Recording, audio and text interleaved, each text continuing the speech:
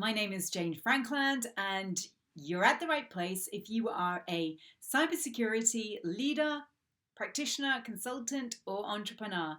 And in today's episode, I'm going to be talking to you about personal branding.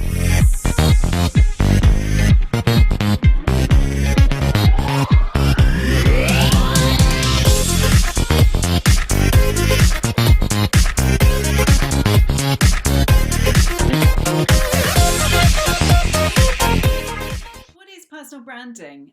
It's, in effect, how you market yourself and your career. And my most favorite way of describing exactly what it is really is it's about what people say about you when you leave the room. It's about how you make people feel. So why do you need a personal brand? Well, security is topical and it's exposing us to so many new areas. And stakeholders need to feel comfortable when they're engaging with you. They need to know about you too. And when they do engage with you, they need to feel safe and secure and confident that you're the right person for them to deal with. So by you exposing yourself online and within the organization and having a voice enables you to do that. It also enables you to differentiate yourself from others out there in the marketplace and also within the company. And certainly by you being seen, it enables you to be offered more opportunities and then also be rewarded for them. And then, of course, there's the Pygmalion effect, whereby higher expectations leads to greater performance. So top employees don't necessarily do better because of their natural ability. It's because they get more attention and they get more opportunities and sometimes better working conditions. So when you want to build a personal brand, how exactly do you do it? Well, when I advise my clients, the first thing I always actually get them to define is their objective. Why do they want to do this? Because when they define that, they know exactly why, and then they can measure it. It's massively important, and so much of the time people just jump straight in. And I'm all for taking action, but it's really important that you actually know exactly why you're giving up your time for all of this stuff. So defining your objective is the first thing that you've got to do.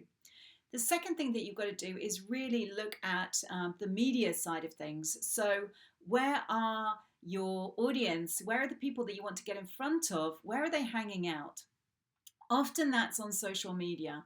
So it's really considering the platforms. It could be LinkedIn, it could be Twitter, it could be YouTube, it could be Instagram.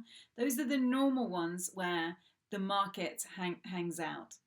The second thing is really looking at printed media. So are you getting in front of journalists? Are they finding out about you? Are they coming to you for comments? Are you ending up in the press, in the media, in digital format, online and offline too? The other place that you need to consider really is your speaking and appearances. So again, are you putting yourself forward for panels or keynotes, or are people coming to you and asking you to be at their events? The next place is really to do with awards. Are you putting yourself forward for awards, or are other people recommending that you be put forward for the awards? Are you getting nominated? Are you getting shortlisted? And are you winning them? And then lastly, you need to consider your network. So it's really important that you get out there and you network with other people. It's so beneficial in terms of attracting mentors and also being a mentor yourself. And then, of course, sponsoring. The next thing that you need to do is really actually look at your pitch. So how are you presenting yourself? Have you got an elevator pitch, a 1-minute pitch ready for your audience? So this will need to be different and it will adapt depending on who you're talking to. But essentially what you need to have clarity on is your name. So hi, my name is Jane Frankland, the industry that you work in, technology or cybersecurity, what you specialize in, most people know me for being a CISO advisor and a champion for women in cybersecurity. That's normally what I say. So what you want to be known for is massively important. Then really it's looking at your short-term goals. So in my case, I would say that right now I'm actually doing a insecurity tour. I've just published a book, so I'm going out there helping companies to attract and retain women in cybersecurity, and then also women to be empowered, and to feel more confident and visible out in the marketplace so they can be rewarded. So I'll usually say something like that. And then the next thing to do is really to look at your long-term goals. So in my case, that would be building more training courses and memberships. So those are the areas that you really need to consider when you are pitching. And then the next thing that you need to do is you need to take that online. So just transfer it to the platforms that you've chosen already. So usually it's Twitter and usually it's LinkedIn.